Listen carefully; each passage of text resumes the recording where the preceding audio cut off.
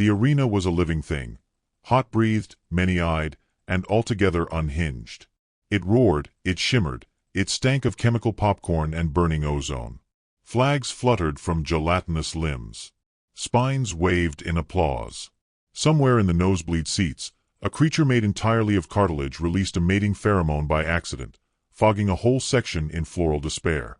In the center, beneath a dome the size of a small moon, a lone square of sandglass pulsed with crimson anticipation. The crowd howled for blood. Or ratings. On Zarnexus 5, the difference was mostly procedural. The Apex Arena, officially titled the Venerated Dome of Harmonious Conflict, was less a place of honor and more a galactic television event wrapped in sanctimonious ceremony. Its promotional slogan translated, loosely, into basic as, "Come die beautifully."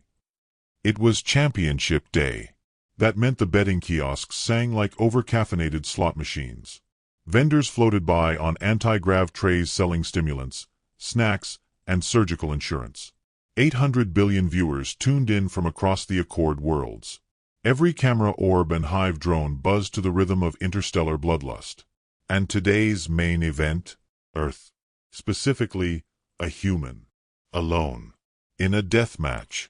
Against General Groth Zk-Tar of the Krell Dominion, a creature whose idea of diplomacy included throwing diplomats through walls.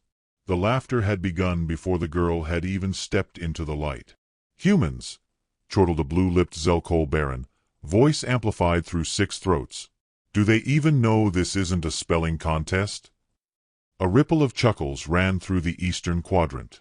A gelatinous heap of sentient moss tried to clap, forgot it had no hands, and dissolved partially in joy. Humans were amusing. Soft. Unthreatening. Evolutionary jokes with bones so brittle you could stir drinks with them. In the war-torn galaxies, Earth had always been late to the party. They arrived with broken ships, inconsistent grammar, and a peace treaty scrawled in pen. What they lacked in size or psychic weaponry, they made up for with awkward politeness and an almost stubborn refusal to die when they were supposed to. Like fungus. Or tax law. And yet, someone on Earth Command had thought it wise to enter the Apex Games this year. Not as a team. Not even with a cyborg exosuit. Just one woman. Her name blinked across the central screen in 5 languages, glowing softly beneath a minimalist photo. Dark eyes, unreadable mouth, and the kind of posture that suggested she'd rather be anywhere else. Combatant 7 Alpha. Ellie Vorn. Species. Homo sapiens. Planet. Earth. Weapon. Single-load coil rifle. A pause followed the announcement. Somewhere in the VIP boxes, a mollusk wearing a monocle coughed in disbelief. Then, laughter again. Fuller now. Meaner. Because of course Earth had sent a sniper. Snipers were seen as uncivilized here. Intimate combat was prized, teeth, claws, psychic screams. Hiding on a ridge and flicking pebbles into someone's brainstem? That was for cowards, pirates, and accountants. And yet, here she came. Ellie stepped onto the sandglass floor like a woman browsing a grocery aisle, not marching to probable death. Her boots were regulation matte, dusty from transit. She wore no insignia, no Neuralink adornments. Her rifle slung against her back looked half a century out of date. She didn't wave. Didn't smile. Just looked. The stadium camera caught her face. Eyes calm. Flat. Watching. Not in fear or defiance, but with the faint disinterest of someone who'd once been disappointed by a sunrise and never recovered. An announcer's voice, trembling with excitement and species-wide superiority, boomed through the dome. Behold. The Terran entrant. Selected, they claim, for her precision. Her poise. Her, mathematical lethality. And now, set against the undisputed apex champion of Quadrant V, the butcher of the binary wars, the claws of Krell, the glorious General Groth Zk-Tar. The floor beneath the arena cracked open like the lid of a tomb. A hiss of green fog shot upward. From the smoke rose a titan made of limbs and ego. Zk-Tar. He stood 3 meters tall, exoskeleton gleaming like obsidian dipped in oil. 8 limbs. Each ended in a weaponized claw. His fangs glistened with the remains of whatever his handlers had fed him before the match. Judging by the color, it had once had bones. Zikatar turned slowly, soaking in the adoration. He beat his chest. The sound echoed like a war drum dropped down a mine shaft. When he looked at Ellie, he grinned. "A human," he rasped. "Good. I need something light before dinner." She blinked once. No reply. Adjusted her boots slightly. "You will not see me," he added. "You will not touch me. You will not even dream of my death. But I will peel you in layers." Ellie tilted her head. "Neat," she said. The crowd laughed again. Some of it was nervous. The Krell didn't like to be dismissed. 1,000 meters up, inside the observation coil, a floating orb captured it all. Posture, stance, thermal readings. The Krell handlers noted her vitals. Calm. Too calm. "Is she sedated?" one whispered. "No," another said. "She's bored." Boredom wasn't an emotion they were used to seeing on that floor. Ellie turned, scanning the arena. It was a circular expanse, 90 meters wide, with a sandglass composite that reacted to footfall, storing kinetic energy to power the shield grid. It meant every step resonated. Big steps left echoes. Zikatar, who moved like a thunderclap, would be easy to hear. But what interested her more was the light, specifically the overhead array of misaligned spot lamps and the flickering lens on camera drone Delta 6. She squinted, took mental note. She'd only need it once. Meanwhile, the rituals began. Each Apex duel required blessing by the emissary, a ceremonial squid drone designed by the Vectol monastics. It hovered now, robes fluttering, light spinning, speaking in binary tongues as it made a slow circle between the two fighters. Zikatar knelt as expected, bowed all 8 limbs. Ellie remained standing. Gasps swept the arena. "Refusal to bow is punishable by disqualification," intoned the squid. "I'm not refusing," Ellie said. "I'm just too short to reach enlightenment." More laughter. And from some corners of the crowd, just a flicker of intrigue. The squid hovered, calculating her sarcasm. Eventually it spun and declared, "Acknowledged." Snark recognized as cultural variant of reverence. She saluted it. Across the arena, Zikatar was coiling with anticipation. His body glowed faintly, battle pheromones oozing from glands no medical scan could explain. He bounced once on his hind limbs. The ground quaked. Ellie cracked her knuckles, checked her scope. 1 round loaded. 2 in reserve. She wasn't fast. She wasn't strong. But speed and strength weren't required to end a war. Only timing. A horn sounded, long and low. The arena locked. "Begin!" roared the announcer. Zikatar moved like a landslide, limbs everywhere, claws flashing. He came at her full tilt, laughing, shouting something in Krell that involved verbs like rend and deb1. Ellie rolled sideways. Not fast, economically. Her boots skidded against the arena edge. She came up crouched, rifle to shoulder. Didn't shoot. He charged again. She moved left. Fired, deliberately wide. Another ripple of laughter. "Missed!" someone shouted from the stands. She hadn't. Her bullet struck a mirror drone suspended from the upper grid. Shattered it. Light refracted. Shadows shifted. And the arena's visual sync, just slightly, tilted off calibration. Zikatar paused, confused. One of his retinal HUDs blinked out. His vision shimmered, depth perception wobbling. Ellie didn't smile. Because this wasn't about the kill shot yet. It was about seeing how long they'd laugh before they noticed she'd already fired the first move. From the outer ring, the bookies adjusted odds again. Some paused, frowned. The jellyfish ambassador drifted a little lower in his tank. A Krogan minister whispered to a robotic parrot. On the floor, Ellie stepped backward into shadow, just where the misaligned lighting flickered. She disappeared from half the viewing angles. The laughter started to quiet. Not from fear, but from something older. Recognition.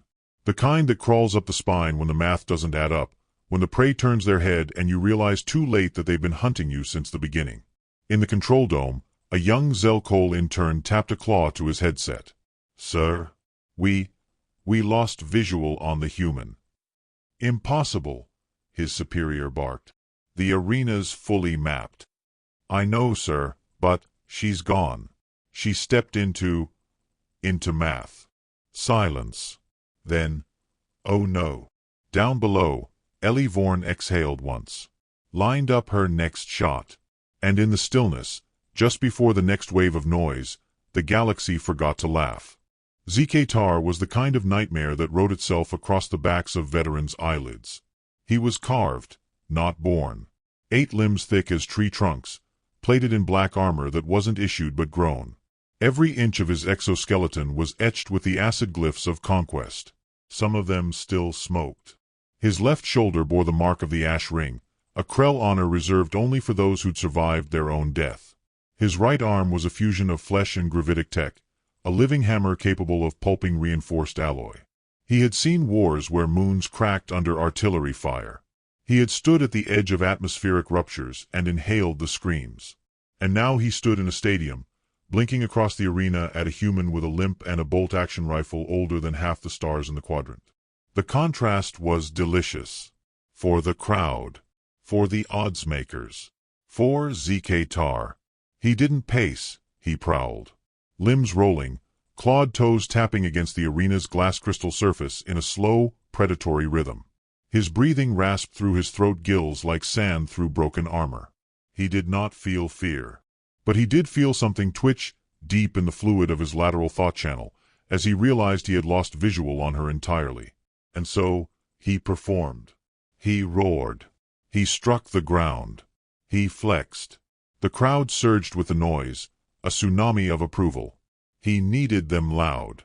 He needed them convinced. ZK-Tar's handlers had warned him before the match that humans were illogically persistent. That their warfare was low-tech but high-consequence. That they didn't believe in clean fights. But he'd scoffed. Humans were poetry without structure. They joked at their own funerals. They duct-taped their weapons together. They bragged about surviving by mistake. And yet, she had vanished from view. One heartbeat passed. His targeting HUD blinked again, struggling to map her thermal trace. Unacceptable. He thundered forward, claws slashing through empty air, carving divots into the floor. The sand glass hissed beneath him. In the old days, he would have launched a seeker missile, sprayed the area with EMP mist, or called in a spectral drone strike. But the rules here were honor-based. No secondary weapons. No AI support. No orbital cheats. So he roared louder, louder still, until even the arena lights seemed to flinch. And from her vantage just outside the shadows, Ellie Vorn watched. Phil. Silent. Breathing in rhythm with the grid pulse beneath her feet. He was magnificent, in the way a natural disaster was magnificent. That much she could admit. But predictable. ZK-Tar was all momentum and thunder. Every footfall telegraphed in seismic waves. Every attack a cascade of energy. Blunt, visible, arrogant. That was the advantage of not being feared. People forgot you could think. She shifted slightly, rotating her foot by 2 degrees. Wind calculation. Reflective pulse from overhead. Her scope caught the glint from one of his subdermal nodes, a heat vent behind his primary crest. Not a target. Just a variable. The rifle in her hands, old, long, matte, was designed for Earth's atmosphere, not this weird soup of helium and oxidized neon. It whispered when it should have sung. But the mechanics were simple, even if the physics required correction. No AI, no assistive targeting, no interface. Just her, the rifle, and a long history of being underestimated. She remembered when they pulled her out of the 9th Recon Net. Too quiet, they'd said. Too methodical. No flair. No rhythm. She didn't scream orders or write rallying speeches. Her kill logs read like a spreadsheet, zero drama, just names and dates.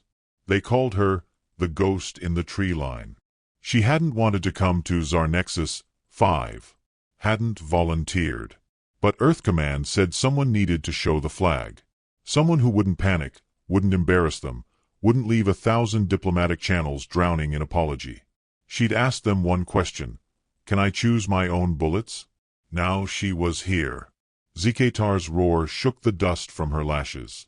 He'd circled the arena twice now, each pass wider, more erratic. The crowd still cheered, but now there were pauses. Flickers of concern. The kind of silence between jokes when the punchline starts to feel dangerous. Ellie steadied her breath. It wasn't time yet. Let him sweat. She'd studied his form before arrival. 10 years of battle footage. His neural relay was exposed for exactly 1.3 seconds when he pivoted his left side during an overhand strike. That window existed only under adrenaline. Only when he was convinced his target was stationary. Which meant he had to believe he'd cornered her. She drifted left, using the lens flare from the broken drone as cover. Zikatar kept roaring, now with something close to irritation.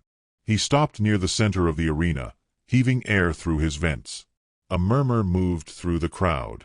Then came the broadcast overlay, camera orbs catching audience faces. Some were laughing. Some were not. In the VIP terrace, High Marshal Xarna of the Zelkol squinted at the display. "Where's the human?" "Still in the arena," said his adjutant. "We think." "You think?" he hissed. She's no longer visible on the standard band. But we're still reading one heartbeat." "Just one." "Yes." "Then she's alive," Xarna said grimly. "And calculating."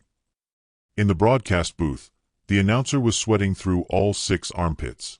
"Well, folks, it appears our human contender has taken a defensive strategy. A bit of a vanishing act, if you will. Perhaps this is part of their Terran ritual. Hide, hesitate, expire." Behind the mic, a squid producer squelched. "Switch angles. All of them. I want blood, not interpretive dance." Back on the floor, Ellie crouched behind a fractured section of the inner wall. It wasn't cover, not in the traditional sense, but it broke line of sight for exactly 3 seconds. Enough. She adjusted her rifle. Set the next round. This one had a micro-serration on the casing, hand-filed back on Earth. Just enough to curve under the right conditions. She had 6 seconds to time wind fluctuation and echo velocity. Zikatar finally stopped moving. He straightened. He turned slowly, then shouted, "You hide because you are prey." Ellie didn't respond. He raised one claw to the crowd. "Watch. I will find her.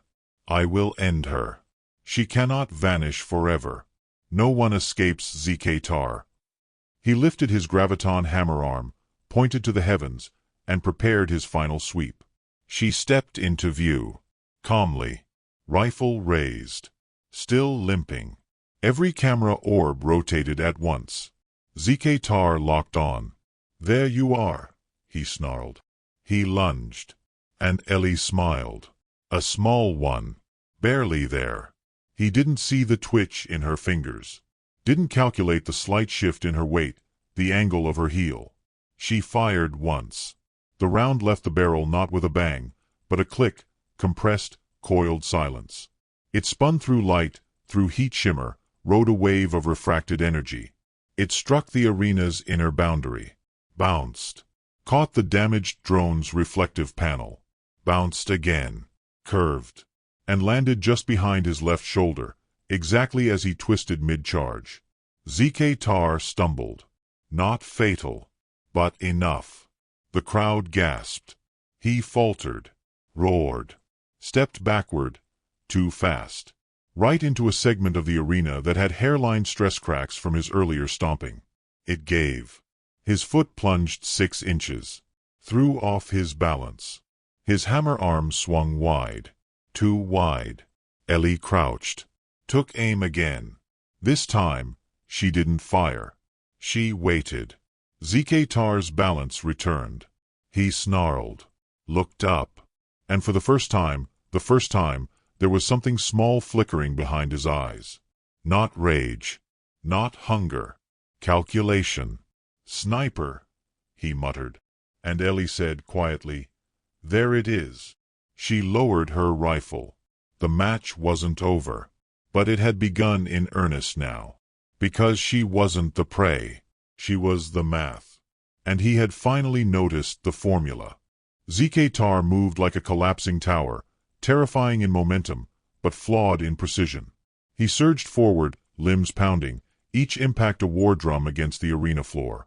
The sandglass beneath him strained and shimmered, webbing with fractures too small for the crowd to see. But Ellie saw them. She had been tracking the damage since her first dodge.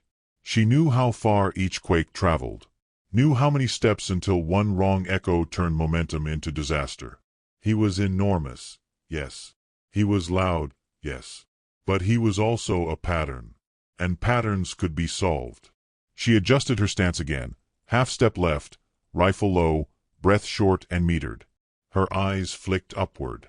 The fourth arena drone still hovered out of sync. Broken LED ring. Casting skewed shadows. The audience might think she was tracking him with tech, like they all did. But no. She tracked him by timing the flicker between drone stutters. Every fifth pulse was one beat too long. It was enough. ZK-Tar swung again, hammer arm wide. It sliced empty air with the sound of space tearing. A lesser opponent would have flinched. Duck and roll, maybe. Predictable. But Ellie just watched. Her boots didn't move. She'd learned the difference between movement and correction. Survival wasn't about speed. It was about stillness at the perfect moment. She ducked at the last possible nanosecond, and his hammer roared past, missing her skull by a breath. The crowd screamed, half in awe, half in disappointment. They hadn't expected her to still be alive. Neither had ZK-Tar, judging by the twitch in his primary jaw hinge. He backed away, adjusting his footing, trying to regain control. His exoskeleton hissed and vented. A small fracture glowed beneath his third thoracic plate. It pulsed once, pink then blue. His biology was fighting to keep pace with his pride. Ellie straightened slowly, rifle steady, the barrel gleaming with the reflection of the arena's half-broken grid line. She didn't raise it yet. Instead, she rolled her shoulder, like a woman waking from a nap. ZK-Tar snarled. "You don't run." She tilted her head. "Should I? You mock me." "No," she said calmly. "I'm measuring you." He lunged again, this time more cautiously. Testing. The arc of his approach narrower. She let him come. Watched the rhythm of his knees, the rotation of his claws, the slight overcompensation in his left hind joint. He was trying to fake unpredictability, but he hadn't trained for deception. Only devastation. He reached her in 2 strides. This time she dropped, not to roll, but to let his hammer strike the reinforced dome behind her. The blow hit the curvature at the wrong angle and rebounded with a concussive burst. ZK-Tar's own arm rattled. The hammer shorted briefly, its core blinking twice in orange fury. Ellie swept to her feet, pivoted behind him, and fired. The round hit his rear armor, not enough to penetrate, but enough to stagger. The crowd gasped. Some began to rise. In the control deck above the arena, technicians scrambled. Readings weren't matching expectations. This wasn't a slow bleed, it was a recalibration in real time. A ghost was rewiring their show from inside the frame. "Why hasn't she fired a kill shot?" a Zelkol producer barked, shoving 2 tentacles into a holoscreen.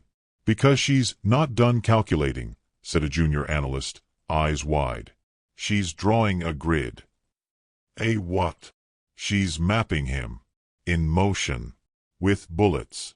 Every shot a data point." Down below, Ellie took another shot, not at ZK-Tar, but the arena wall behind him. It sparked. Then she stepped backward into the fog curling from the fracture lines, and again she disappeared from the view of most spectators. ZK-Tar roared again. Not showmanship this time. Frustration. She had drawn him into the open, exposed his rhythm, and now, somehow, she was bending the arena to her tempo. He stopped moving, blinked. For the first time, the brute stopped attacking, and thought. Then he whispered something to himself, words in Krell dialect, picked up only by the translator grid.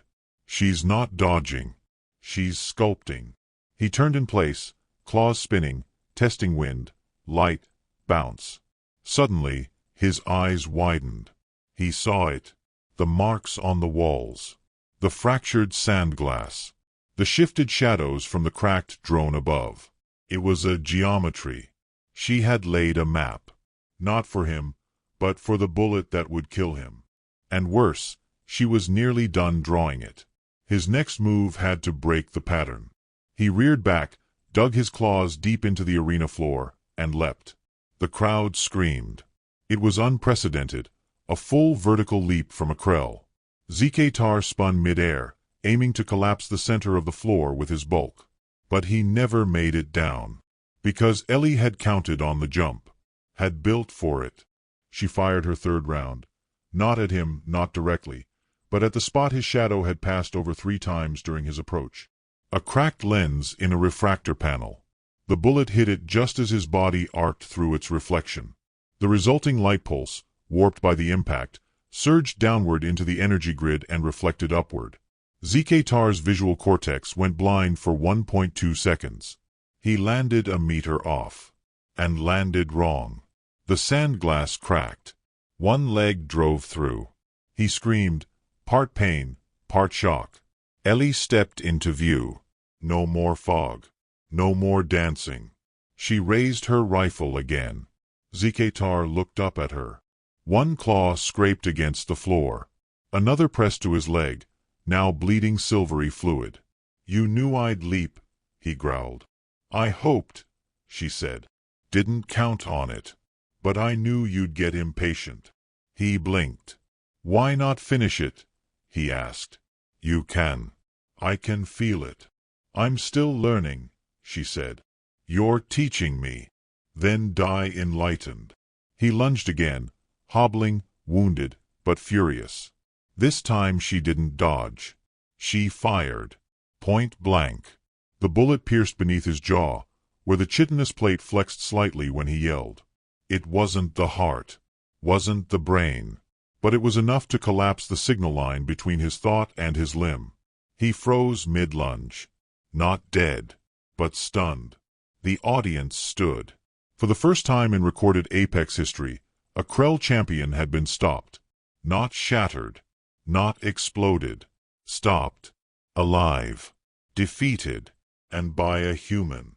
Ellie lowered her rifle. Her hands didn't tremble. She looked down at him. He looked up. Confusion. Rage. Then, slowly, respect. You mapped me like a puzzle. No, she replied. Puzzles are built to be solved. You were just a pattern trying to be poetry. He laughed once. Wet and wheezing. You should have been Krell. She turned. Then you'd be dead. Behind her, the announcer tried to find words. Ladies and all. Today history has, something's happened. Something has happened. The sniper, the human sniper, has done the unthinkable. The lights shifted. The grid recalibrated. A voice from the dome spoke. Victory not yet confirmed. Combatant Ellie Vorn, do you issue kill? Ellie paused. Turned back. Zikatar stared at her. Do it, he said. No. Why not? Because you fought like thunder, she said. But thunder's only noise. He closed his eyes. And she walked away. Above her, the crowd erupted. Not in laughter. Not even in applause. But in stunned, suspended noise. The kind a galaxy makes when it realizes it's underestimated the quiet ones for too long. She stepped through the gate and vanished from view as the cameras tried to catch up. And in the silence that followed, even the Krell knew. Death had learned geometry. The first sound after the final shot was silence. Not peace. Not relief. Not even awe. Just the dense, pressurized vacuum of collective disbelief, stretching across species and star systems like a held breath. From the bleachers swarming with neon scales and fur-covered arms to the high diplomatic terraces glazed in tinted crystal, no one moved. Not even the creatures who normally twitched by instinct. It was as if the entire arena, built for war, rebuilt for spectacle, had forgotten what came after victory. Ellie Vorn, human sniper from Earth, walked across the sandglass floor without ceremony. Her boots left barely a trace. Her rifle, still hot at the muzzle, hung loose at her side, the sling worn and frayed. She passed by Zk-Tar without looking down. He hadn't moved. His breathing was audible, faint and mechanical now, oxygen rerouted through emergency intakes. He wasn't dead. But the match was over. She reached the gate. It hissed open with a sound like exhalation, as if the entire arena had been waiting to let her leave. Behind her, lights flickered, drones hovered in stunned stasis, and somewhere up in the announcer's box, a squid-like producer was having what could only be described as an existential molt. The broadcast feed stuttered. Several interspecies commentators tried to talk over each other in 19 languages, half of them apologetic. An unexpected deviation in historical probability, one Zelkol host offered, eyes still wide. She painted with physics, whispered a Trivian analyst, as if afraid of summoning her back. In the galactic Comnet threads, theories exploded. Fix, illusion, hidden tech, religious event. The humans insisted she'd used nothing more than sight and timing. The Krell filed an immediate protest, then rescinded it when Zk-Tar's own neural record confirmed her shot had been lethal, if she'd wanted it. That was the problem. She hadn't killed him. And that unsettled the galaxy more than if she had. Ellie walked through the tunnel beneath the arena, the overhead lights humming softly, casting long shadows behind her. Her stride was unhurried. She didn't walk like a victor. She walked like someone leaving a room where a conversation had ended. Nothing more. A trio of bureaucratic drones zipped up alongside her in a panic, each one bearing a holoslate and a different badge of office. "Miss Vorn," one buzzed, blinking furiously. "On behalf of the Accord Council, we'd like to clarify the outcome," added another. "Due to the unexpected result and the unique implications of your actions. You may be entitled to a medal," the third chirped, "pending review and subcommittee approval. If you'd like to file Form CRX 9981 in triplicate." "No," Ellie said. The drones stalled mid-air, their motors whining uncertainly. "No to the form?" one asked. "No to the medal," she clarified. But the symbolism, the narrative, the uplift, Earth hasn't had a champion since." "I'm not a champion," she said. "I'm a deterrent." They hovered in confused silence as she walked on. She passed into the debriefing corridor. Earth's diplomatic attaché stood there, pale and visibly sweating, Ty Askew. He'd arrived late to the match, citing transportal traffic, but was now trying to position himself at the center of the inevitable narrative storm. "Ellie," he said with forced warmth. "Ellie, wow. That was, honestly, we didn't think you'd win. Which, no offense, we didn't expect." "I didn't win." "Well, sure, technically, but in the broader sense, symbolically." "I didn't come to symbolize," she said, moving past him. He opened his mouth again, but the door had already shut between them. She entered the quiet room they'd given her. No windows. One chair. A cot. A case for her rifle. Inside, everything was still. The way she liked it. Ellie sat, removed the scope from her weapon, and began wiping it down in precise motions. Outside, the galaxy reeled. The Krell Dominion withdrew 2 warships from a contested zone within the hour.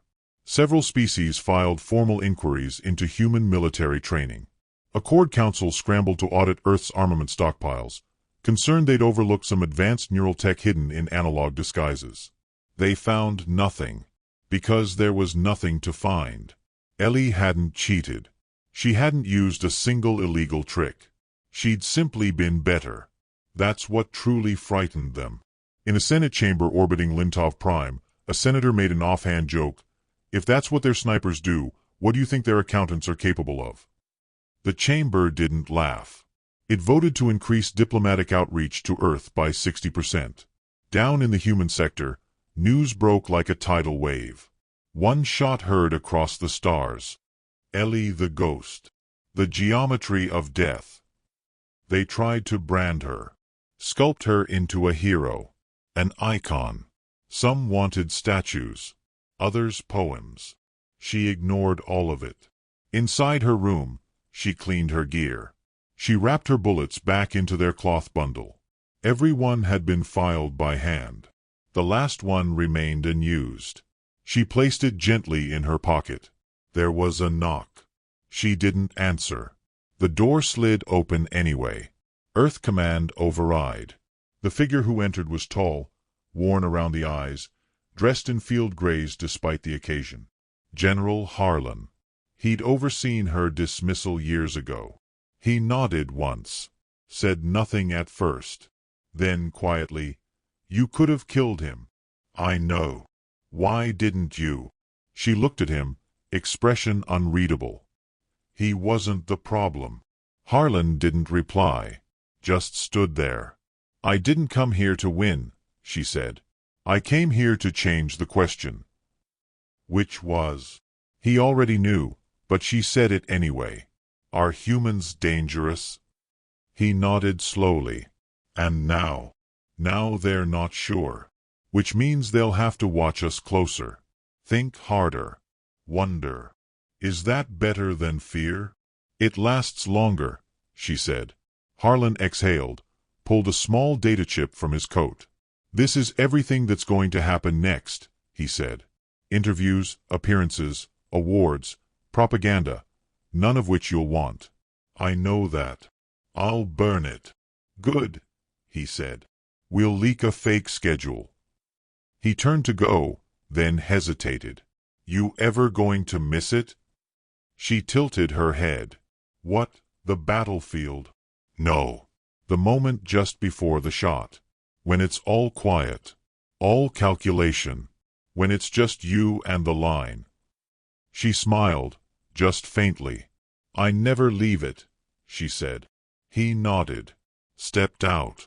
The door hissed shut behind him. Hours later, as her shuttle prepped for atmospheric departure, Ellie stood at the window and looked down at the arena one last time. Repairs were already underway. Drones replacing panels. Dismantling blood-slicked spires. Scrubbing away the evidence.